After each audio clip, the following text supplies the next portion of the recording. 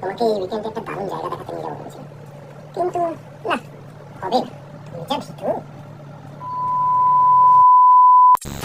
আসলে শো-কল্ড শয়তানের উপাসক, শো-কল্ড না, show-called A few moments later.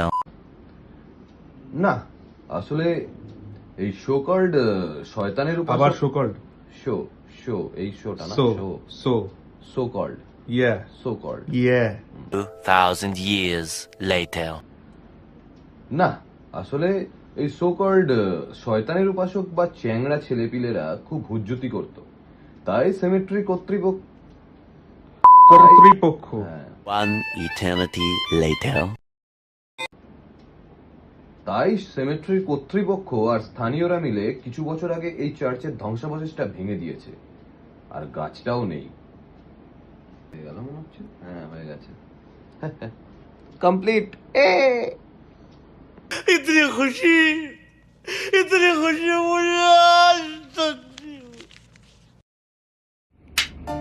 নমস্কার, আমি দেবাঞ্জন, নমস্কার, আমি ফিদা, আর আপনারা শুনছেন অন্ধকারের ডায়েরি, ভয় যেখানে বাস্তব, অন্ধকার সেখানে গভীর।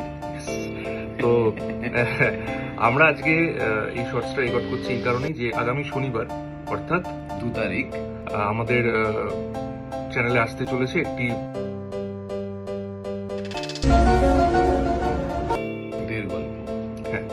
ভূতের গল্প।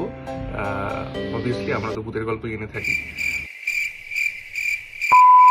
তো লেখিকা সুপর্ণা নাথের কলমে আসতে চলেছে একটি দারুণ ভৌতিক গল্প, নাম হচ্ছে ইকুইনক্সের রাত।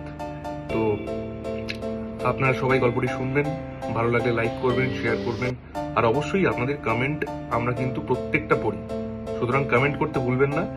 আর যারা গল্প শুনছো কিন্তু সাবস্ক্রাইব করছো না, তারা প্লিজ সাবস্ক্রাইব করো, বেল আইকনটা ক্লিক করে নোটিফিকেশনে অল করে রাখো, যাতে প্রত্যেক শনিবার দুপুর 12:30টার সময় নোটিফিকেশনটা আপনার ফোনে চলে আসে।